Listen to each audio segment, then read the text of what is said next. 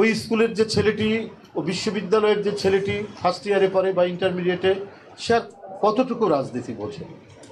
কিন্তু একটু বুঝেছে যে আমরা বন্দী আছি, আমরা বাজারে যাই, স্কুলে যাই, কলেজে যাই, কিন্তু আমরা কেউ স্বাধীন না। ওই বাচ্চা ছেলেমেয়েগুলো বুঝেছিল। তাই বাপ মাকে কাঁদিয়ে, বাপ মাকে সাথে নিয়ে ওরা রাস্তায় দাঁড়িয়েছে। তারপরেও শেখ হাসিনা তার ঘাতক বাহিনীকে বলেছে কেউ যেন দাঁড়াতে না পারে, আমি যেন মিছিলের শব্দ না পাই। বাংলাদেশ এত দিন রক্ত ঝরিয়ে নিজের স্বাধীনতা রক্ষা করেছে। ব্রিটিশের বিরুদ্ধে 100 বছর ফরাজি আন্দোলন হয়েছে, এরপরে ওয়াহাবি আন্দোলন হয়েছে, কত বিদ্রোহ হয়েছে, তারপরে 200 বছরের মাথায় বিতাড়িত হয়েছে। পাকিস্তানকে 23 বছরের মাথায় বিতাড়িত করতে হয়েছে। সেইখানে দেশের একজন কুখ্যাত শাসক, যে কোনো ভদ্রতা জানে না, যে কোনো শিষ্টাচার জানে না, যে জনগণের অধিকার দিতে হবে এইটা জানে না, যে নিজের মতো করে গণতন্ত্রের ব্যাখ্যা দিয়েছে, যে নিজের মতো করে কাটাছাটা করে সংবিধান বানিয়েছে, যে নিজের ক্ষমতাকে আজীবন নিজের হাতের মধ্যে রাখার জন্য যেমন ইচ্ছা তেমনভাবে তিনি দেশ পরিচালনা করেছেন, শুধুমাত্র আইন শৃঙ্খলা বাহিনীকে কবজার মধ্যে নিয়ে।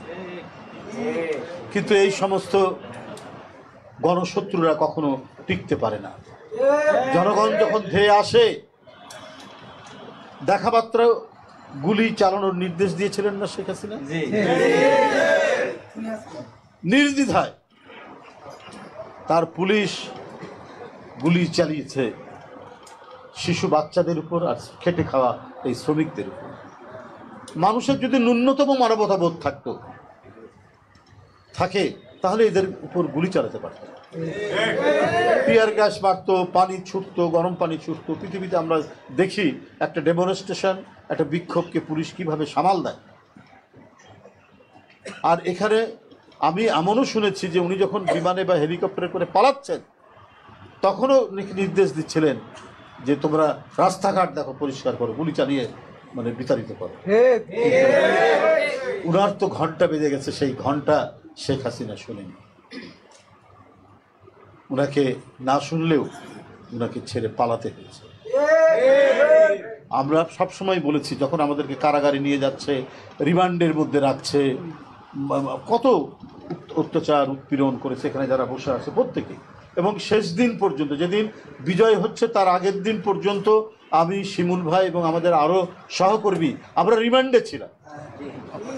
আমরা শুধু কারাগারে না, আমরা রিমান্ডে ছিলাম, যেখানে অনেককে টর্চার করা হয় শারীরিকভাবে। আমরা নানাভাবেই তাদের সেই শারীরিক অত্যাচারের। তো এই পরিস্থিতি, সুতরাং এটা হচ্ছে জনগণের অর্জন। আর এই ক্ষেত্র প্রস্তুত করতে আমাদেরকে 2009 সাল থেকে বিশেষ করে বাংলাদেশ জাতীয়তাবাদী দল এবং আরও অনেক সমমনা দল, জাতীয়তাবাদী দল সবচেয়ে বেশি অবদান সৃষ্টি করেনি। দলের যিনি নেত্রী, তিনি 6-7 বছর বন্দী। এই বিজয়ের পর তার মুক্তি হলো।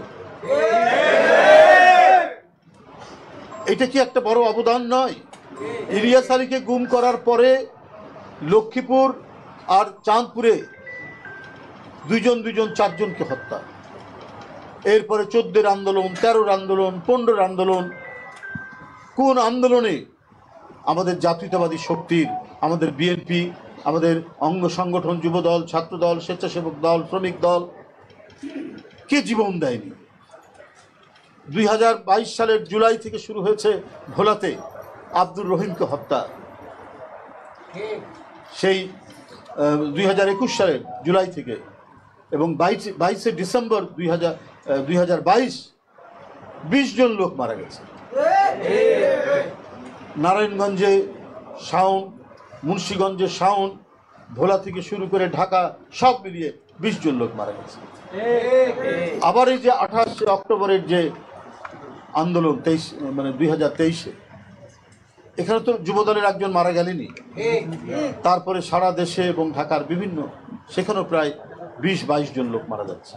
তো এই যে হত্যা করছে আমাদের নেতাকর্মীদেরকে আওয়ামী লীগের পান্ডারা এবং আওয়ামী লীগের পুলিশ বাহিনী, তাতে কারা মারা যাচ্ছে? সব বিএনপির নেতাকর্মী, এমনকি এমপিও মারা গেছে। আমাদের ইলিয়াস আলী এমপি, তিনি তো নিরুদ্দেশ, গুম করেছে। আর শাহজাহান খান নামে পটুয়াখালীর একজন সাবেক এমপি, তিনি নৌকায় উঠে বরিশালে আসছিলেন বিভাগীয় সম্মেলনে, তাকে আকস্মিক আক্রমণ করে যুবলীগ এবং সেই আক্রমণের ফলশ্রুতিতে 2-3 দিন পর তার মৃত্যু ঘটে। তো এই যে গণতন্ত্রের জন্য এটা আত্মহুতি, এর জন্য কি একটা মাঠ প্রস্তুত হয়নি? জনগণ প্রস্তুত ছিল না শেখ হাসিনার পতনের জন্য।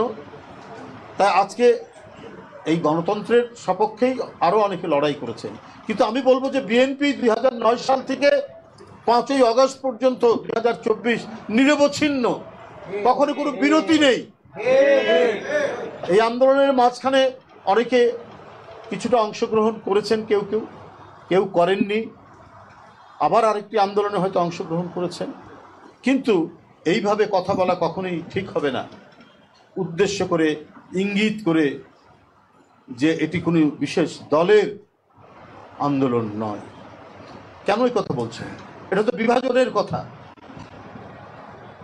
আজকে সবার আন্দোলনের অবদানেই এই তত্ত্বাবধায়ক সরকার এবং একটি নির্দিষ্ট সময়ের মধ্যে যতটুকু সংস্কার করে একটা অবাধ সুষ্ঠু নির্বাচন নিশ্চিত করে রাজনীতির যে ধারা, সেই ধারাকে আপনার এগিয়ে নিয়ে যেতে হবে।